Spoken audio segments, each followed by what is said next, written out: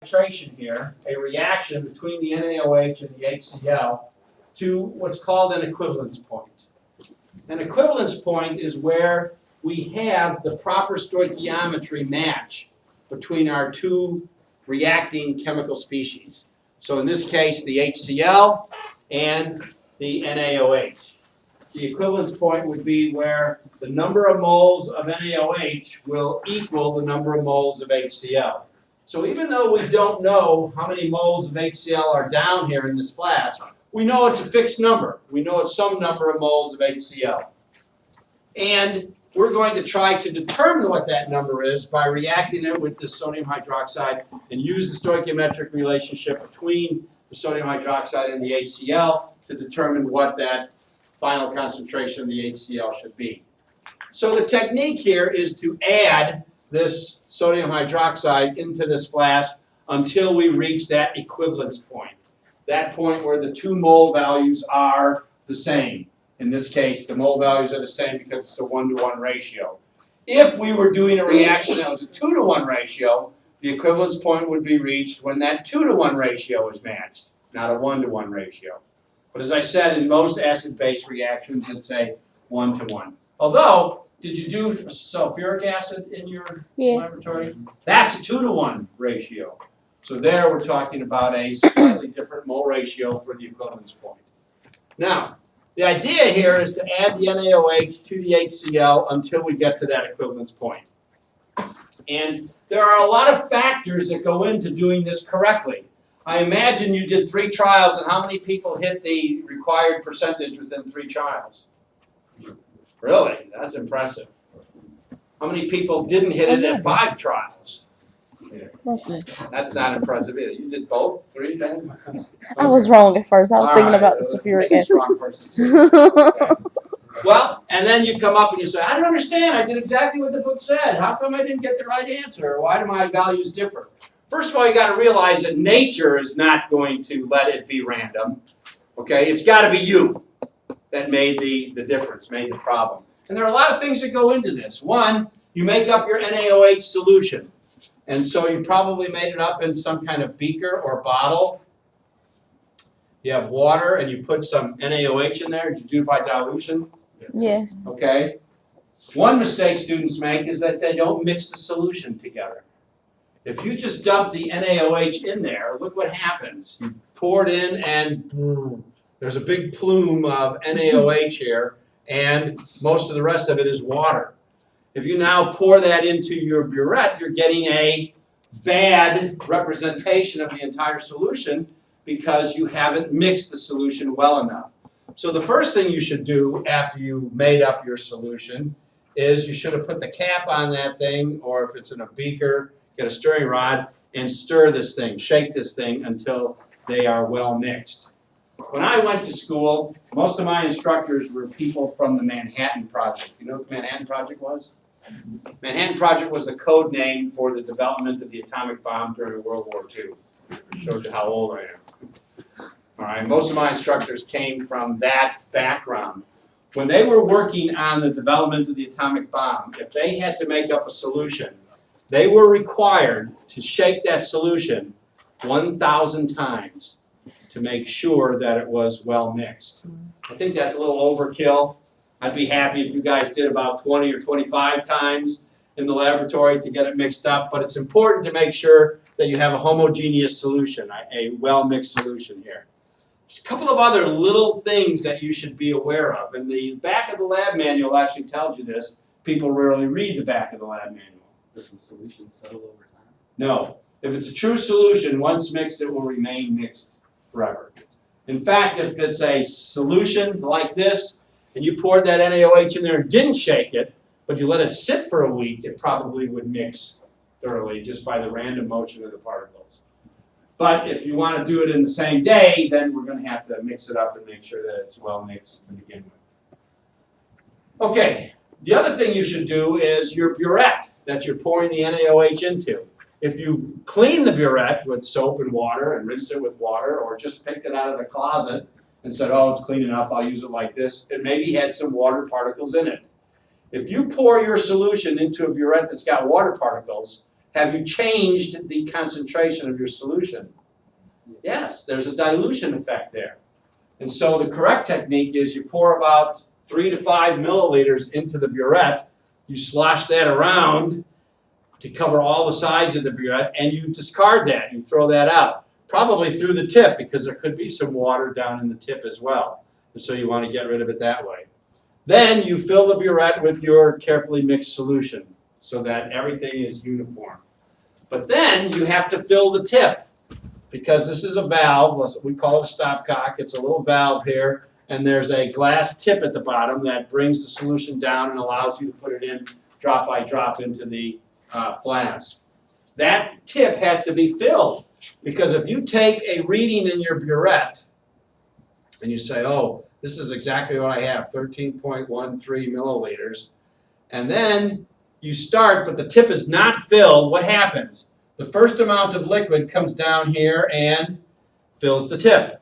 Does that mean this value has dropped down? Say yes.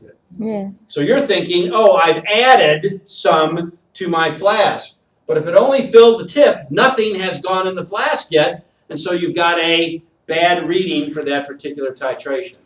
If that happens on the first one and you're comparing that to the second one where the tip was already filled, then you're going to have an error that's present in the thing. The second thing you want to do is you want to stop when you hit that equivalence point, when the NaOH and the HCl are present in exactly equal mole amounts. How do we do that? So we've got two solutions here. We're dropping this stuff down in there. The ideal thing would be what? Teach the molecules to talk and be in radio contact with them so that when the sodium hydroxide drops down there, what does it do?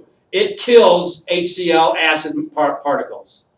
And as long as our guys, our sodium hydroxides, are dying, then we know that we still have to continue. But what happens when that last drop comes in and all the HCl is gone? And there's going to be some NaOH left over. We would like them to radio back and say, they're wiped out, we've taken care of all the HCl molecules. We have not yet taught molecules to speak. I'm sure there's a government grant somewhere that's working on that, but we haven't been able to do it. So what do? We put into the HCl solution something called an indicator. And that indicator is something that will react with the sodium hydroxide and hopefully produce something like a color change. The indicator I think you used was called phenolphthalein. And phenolphthalein is well known for reacting with sodium hydroxide to form a pink color. Now, if the phenolphthalein is down here, and we're dropping in sodium hydroxide, the preference for the sodium hydroxide is the HCl. As long as there are HCl's there, it's going to react with the HCl, neutralize them, and allow the reaction to continue. But what happens when the last HCl has given up its life?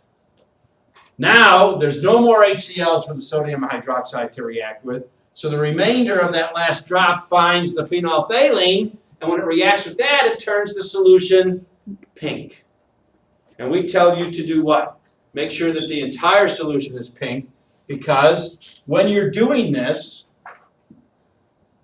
and you're dropping in NaOH, it's very localized. There's the NaOH. And so what is it doing? It's killing any HCl's that it sees in that neighborhood. Well, what if it wiped out all the HCl's in that particular neighborhood? Would it then react with the phenolphthalein that's in that neighborhood? Say yes. Yes, and that center spot is going to look pink to us.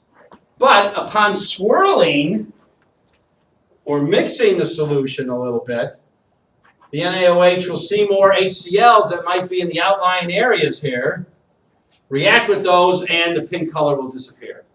So we have to keep going until the pink color stays and is present uniformly throughout the entire solution. And we ask you to have it stay for about 15 to 30 seconds. After that, it could fade because there's carbon dioxide in the air, and carbon dioxide will react with sodium hydroxide and cause the pink color to disappear. But as long as it stays for 15 or 30 seconds, that's good enough for us. But the key is you want to find that one drop that's going to do that job. And what's the normal student technique? I was a lab instructor. I've seen you guys do this. Oh, it's pink. I'm there. I've got a good titration. Was it a good titration? Not necessarily. Because if you go past that, what we call the endpoint, that's when the color changes. And the goal here is to have the endpoint and the equivalence point be the same. If you go past that point, then you're getting the wrong connection between the sodium hydroxide and the HCl. And so you've got to do it very carefully, which means if it's an unknown solution, you literally have to go drop by drop.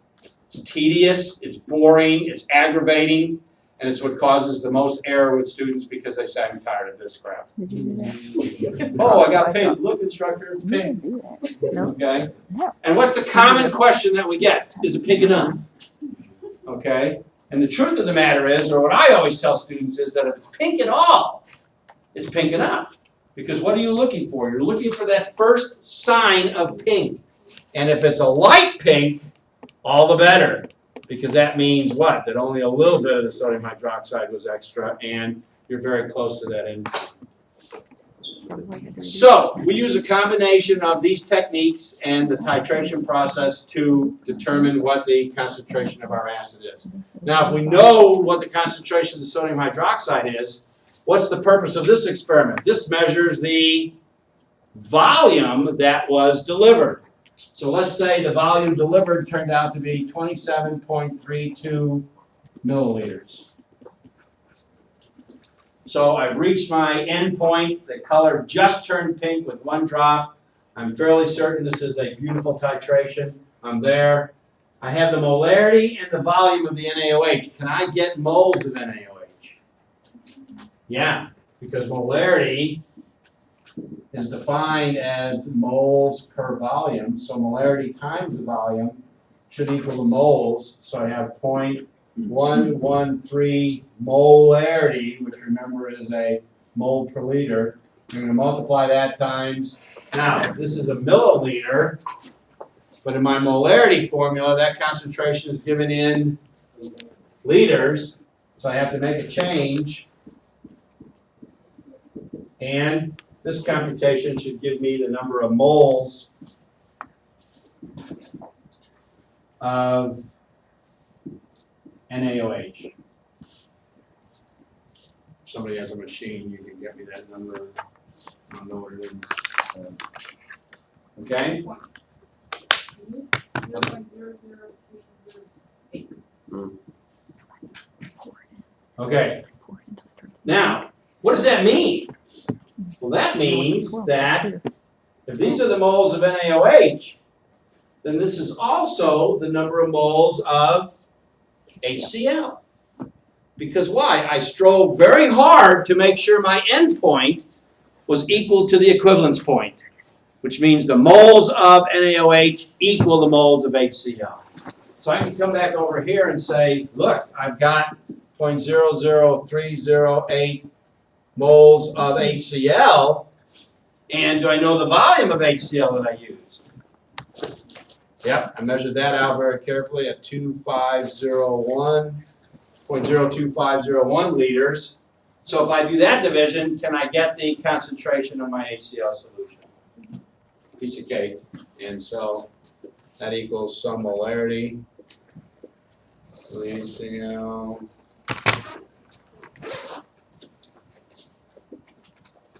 Point 1, 2, 3, 2, 2, 3. 2, 3. Yeah. Cool. Okay. Now, how would this differ with the H2SO4? The moles of NaOH do not equal the moles of H2SO4. There's a 1-to-2 ratio there that you have to account for.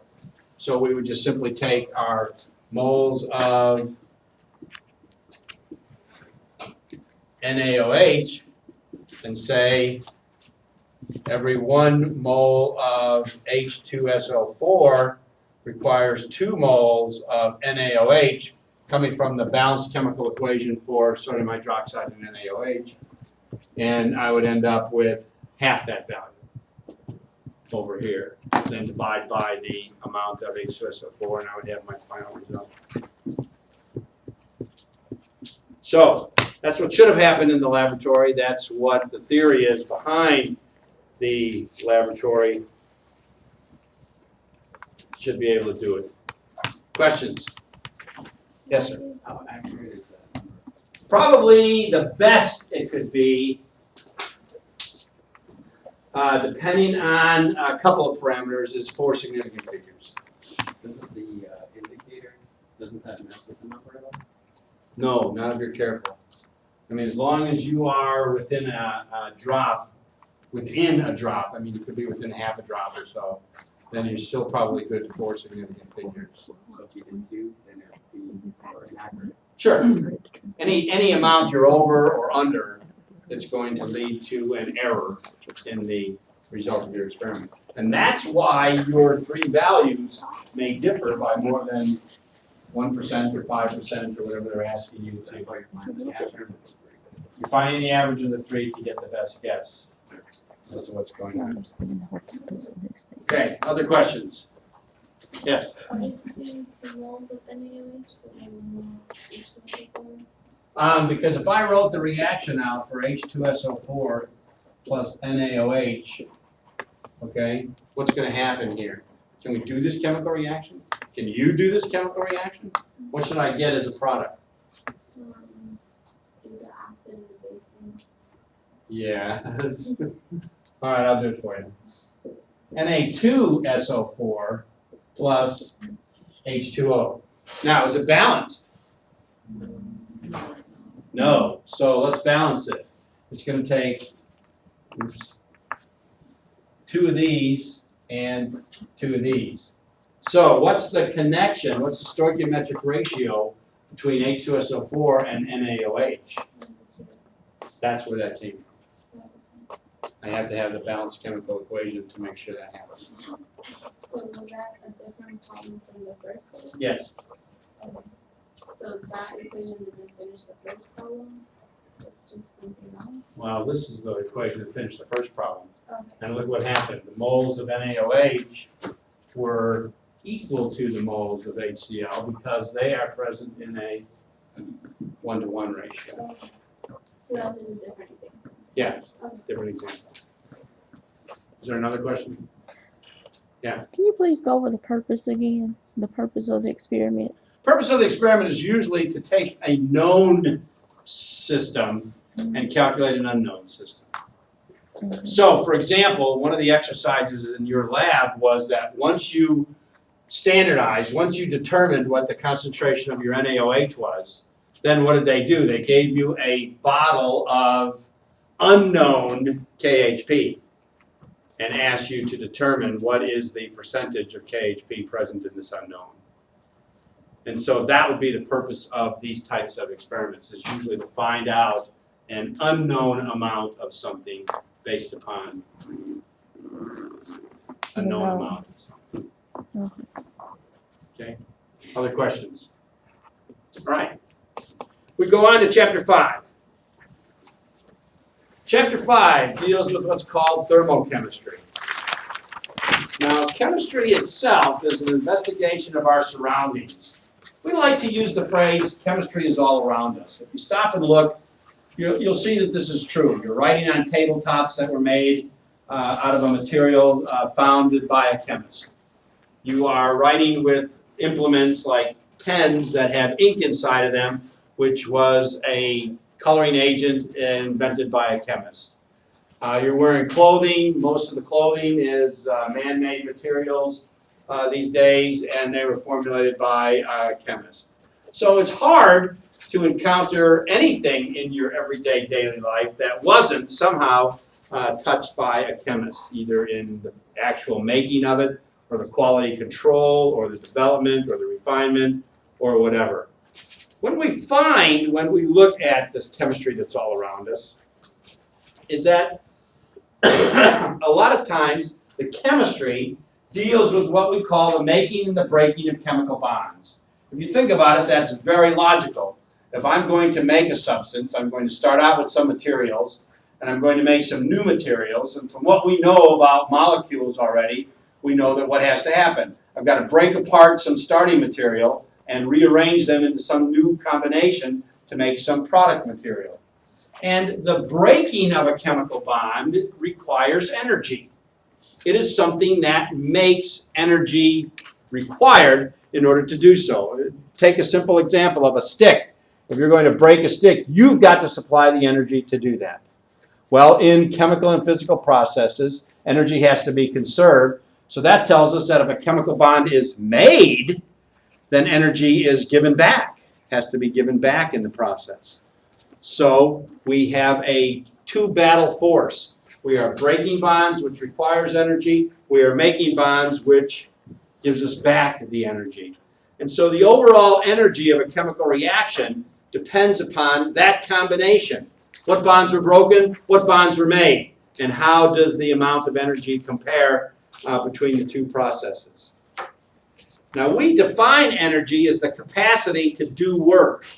And we can find that capacity in a variety of forms. We can find it in electricity, in mechanical devices, and within chemical reactions.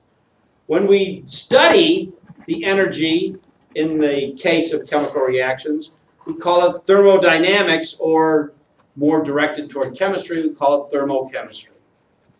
So the term thermo generally refers to heat, and so what we look at is the amount of heat that's either absorbed or released during the process of the chemical reaction. Now, moving objects possess kinetic energy.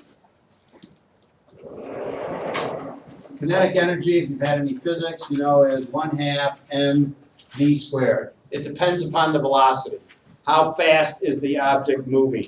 A bullet travels very fast, has very low mass, but it travels very fast, and so it gives you quite a bit of energy when it hits its target. A truck moving even slowly still has a fair amount of kinetic energy because it has a lot of mass involved, even if the velocity is low. So there's an exchange here between the mass and the velocity, giving us different amounts of energy for these systems. Potential energy, this is kinetic energy. Potential energy is the energy of position or condition or composition. Yeah, I'll repeat it. Potential energy is the energy of position or condition or composition.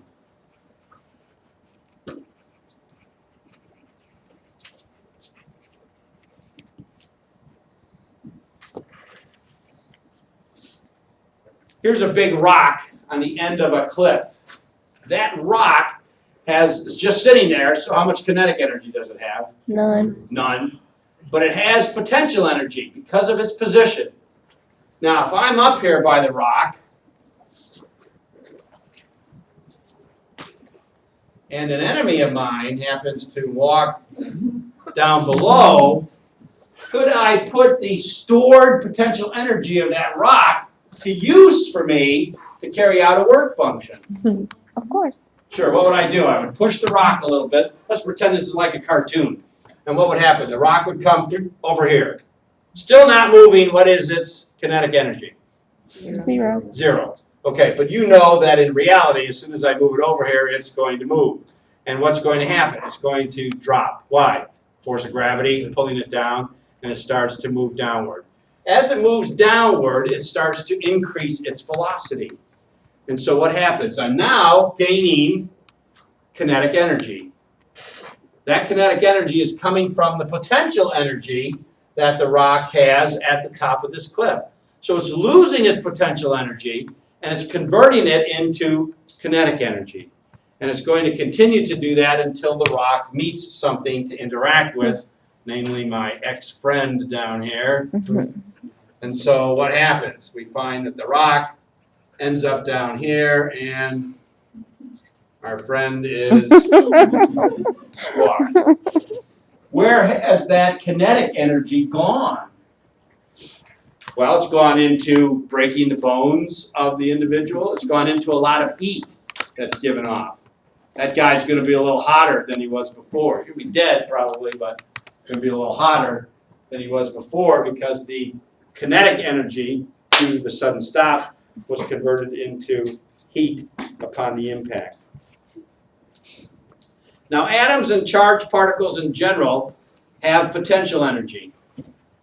And this is electrostatic energy. It is a nature of the bond within the molecules or the ions.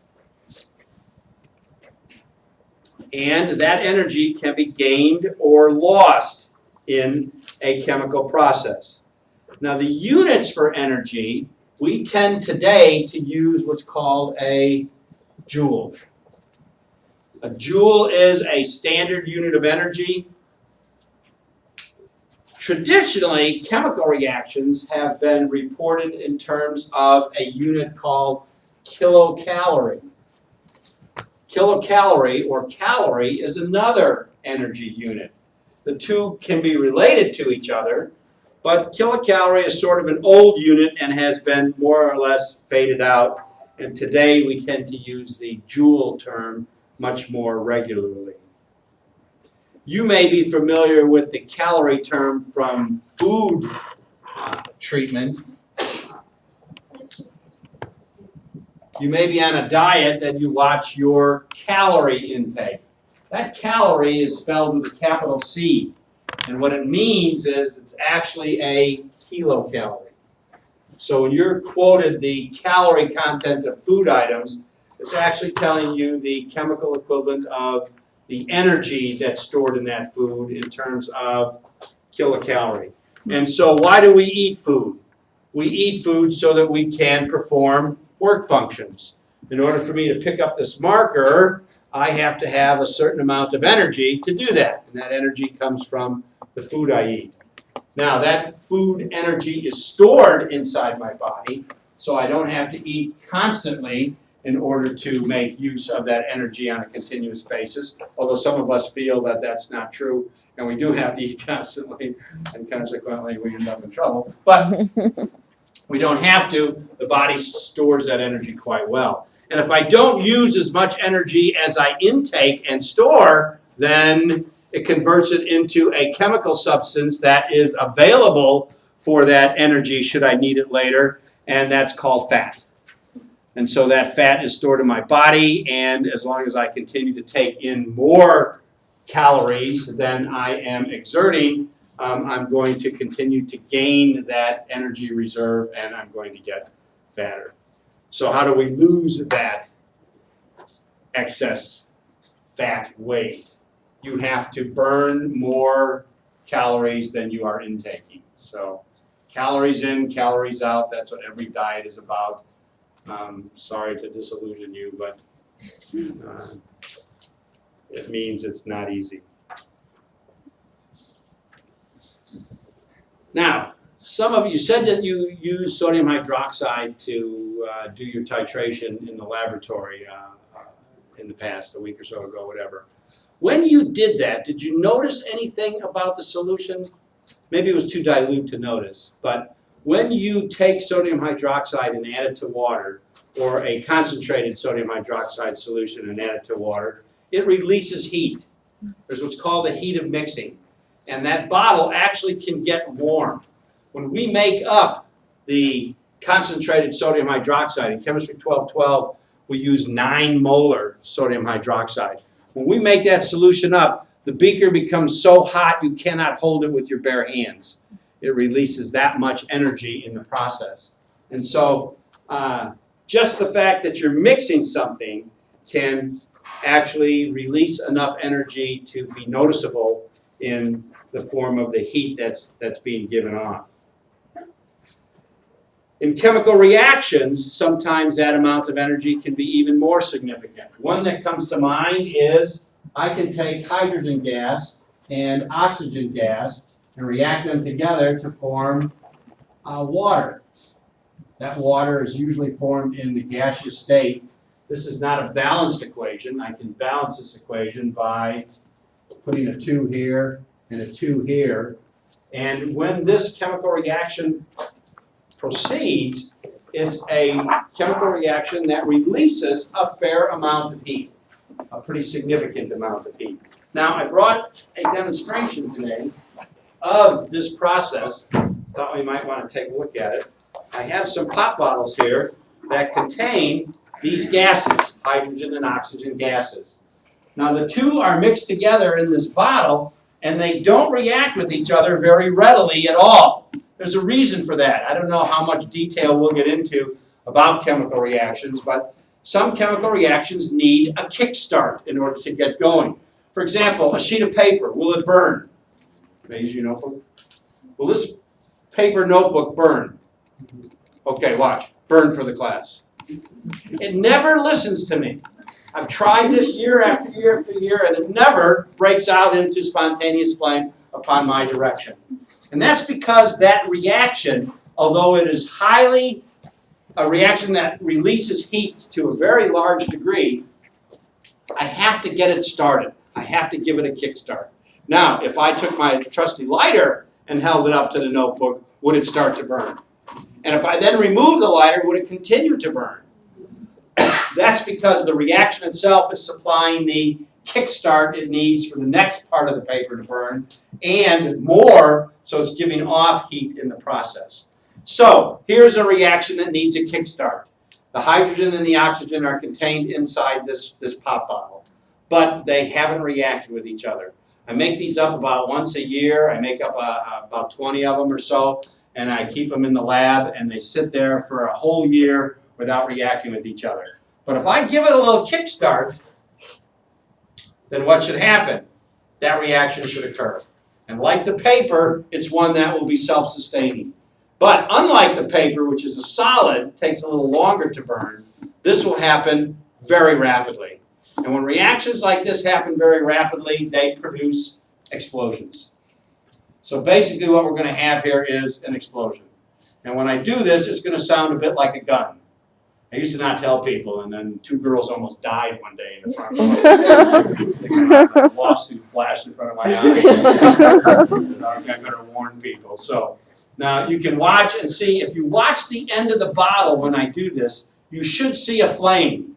The flame should shoot out about a foot. It'll be nice and blue, nice and hot. We could get a student to come up and hold their hand there to attest to the fact that it's hot, but I think the flame visual will be enough to let you see that that's happening. Okay, are we ready? No.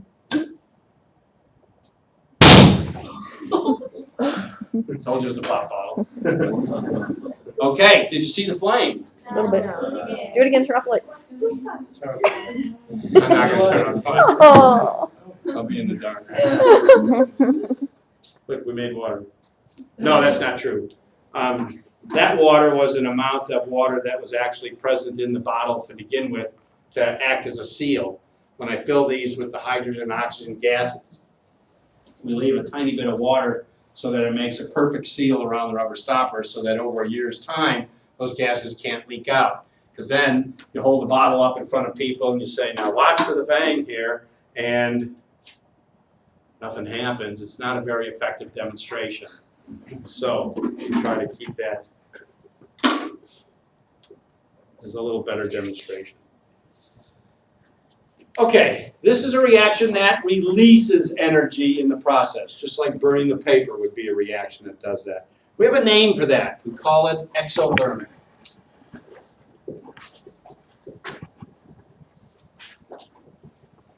So an exothermic reaction is one that releases energy as part of its process. Can I determine how much energy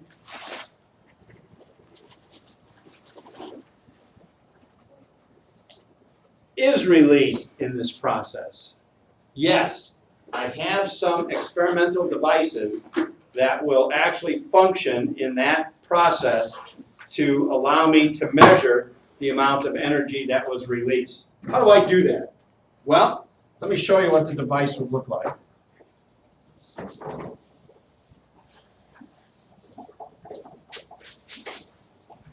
Suppose I have a container. And this container has insulated walls. So it's like a cooler that you might have at home. And these walls are insulated. And what does insulation do? Keep things in. It stops the flow of energy. Okay, it stops it 2 ways. It stops the flow of energy into the inside of the container from the outside.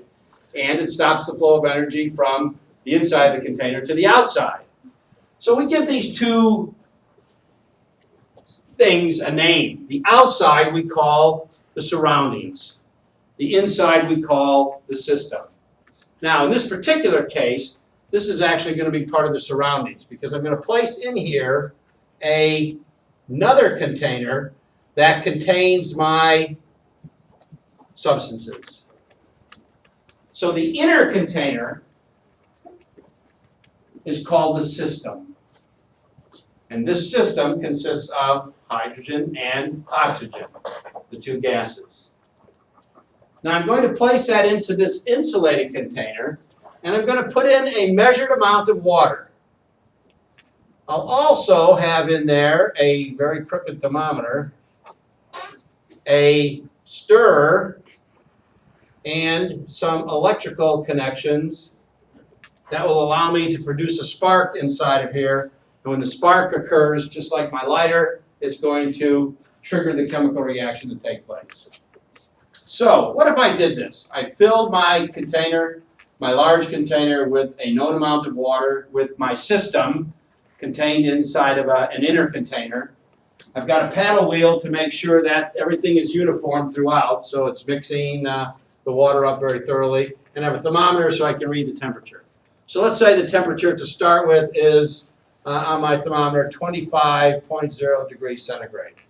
If I have a perfect insulator, let's say that my cooler is a perfect cooler, it will not allow energy to flow in or out at all, then what should happen to that temperature reading? What? It should stay exactly the same. Okay? Because in order to go up, what would happen? Energy would have to come into the system. My cooler stops that from happening. In order for the temperature to go down, energy would have to leave the system. My cooler stops that from happening. So, as long as I have it in this condition, I would expect that 25.0 degrees centigrade to stay that way forever. But now, I'm going to press the button. When I press the button, the spark occurs here, and the stuff blows up. Now, as you witness that flame, when that reaction occurs, what does it do? Energy leaves. Gives off energy. That's inside this container. So the energy passes from here to the water, and if I pass energy to the water, what should happen? The water warms. The water should warm up. And if I've got a good thermometer there, I can tell what that new temperature should be. It should be something that is higher than it was before. Okay? Now, if I knew exactly how much water I put in there, if I measured that very carefully, could I determine how much energy was released during the course of my chemical reaction by doing a calculation on the water? Say yes. Yes. Yes. If I have a value called specific heat, specific heat is a value for water that says it'll take this much change in temperature to change a certain mass of water, will give you a certain amount of energy. So in other words, the energy of my system is equal to the specific heat of the water times the mass of the water times the temperature change of the water. If I can determine all three of those values, and the specific heat is a well-known factor, I can look it up in a handbook or in your textbook. The mass of the water is something I would carefully measure when I first arranged this device. And the temperature change is what I observed before and after the course of the experiment. So I could determine how much energy is given off during the course of my chemical reaction. And if I put that energy into a certain unit, then I would have a certain value for my what's called thermochemical equation.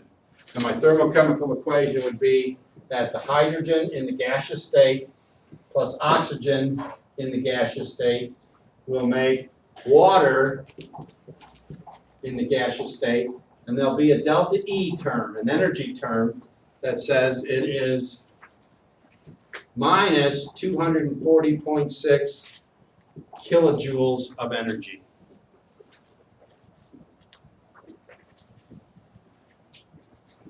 Now, a couple of things. Is my equation balanced? No. But in this case, I have to be very careful because these values are usually given as kilojoules per mole, usually of the product. So if that's the case, then I want my chemical reaction to show how much product. I want my reaction to show just 1 mole of the product because the energy that's part of the reaction now, this is a thermochemical reaction and it includes the energy term, is going to be for 1 mole of the product. So how do I balance this reaction? I have to use fractional coefficients. I have to come back and say 1/2 mole of oxygen so that I get just 1 mole of the product. If I balanced it the other way, if I said 2, 1, and 2, then this would not be the value for that reaction. This would be only half that value. I would have to double this value and erase the per mole part and have just a kilojoule value there. Because it's specific for the stoichiometry of the chemical reaction. The delta E term is stoichiometrically related to the chemical reaction. Question? So if you reacted twice this much, you would just double that number, and that's how much energy is given off overall. That is correct. If I had made 2 moles of water, then I would have had 481.2 kilojoules given off. And so I can scale that to any amount of water now using the stoichiometry of the chemical reaction.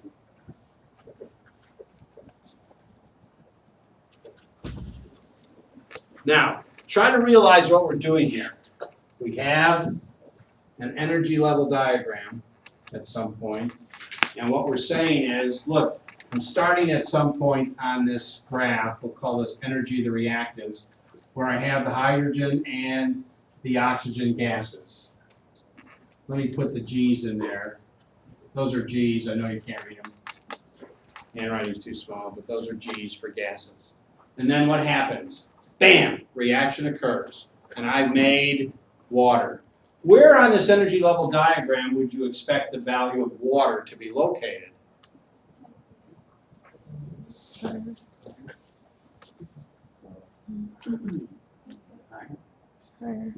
Well, if it was higher, what would that mean?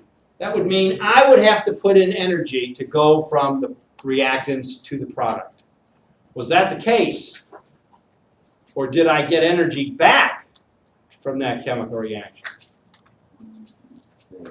The reaction of the water, you saw the flame, gave off energy. It heated the water. So that means that the water has to be lower in energy than my starting materials. So the products are lower than the reactants. That's an exothermic reaction. If the products are lower than the reactants, the reaction will be exothermic. Now, quick point. What if I had made liquid water?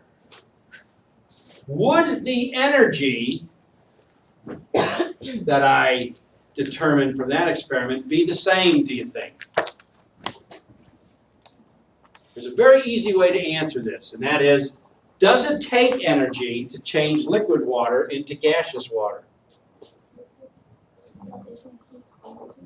Heat is energy.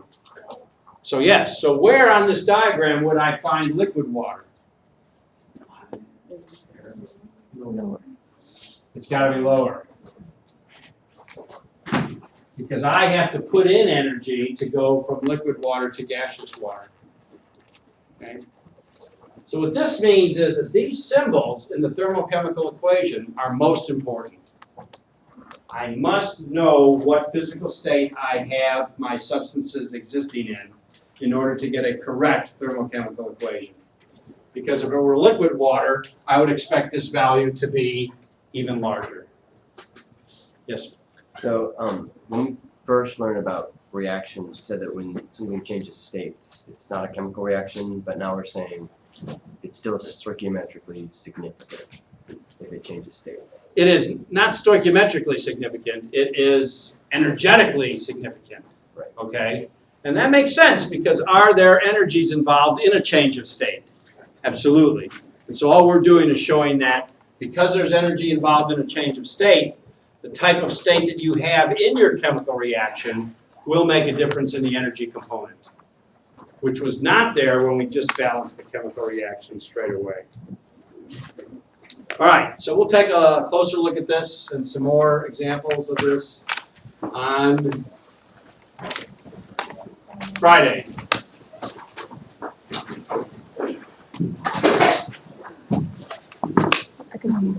Yeah, very.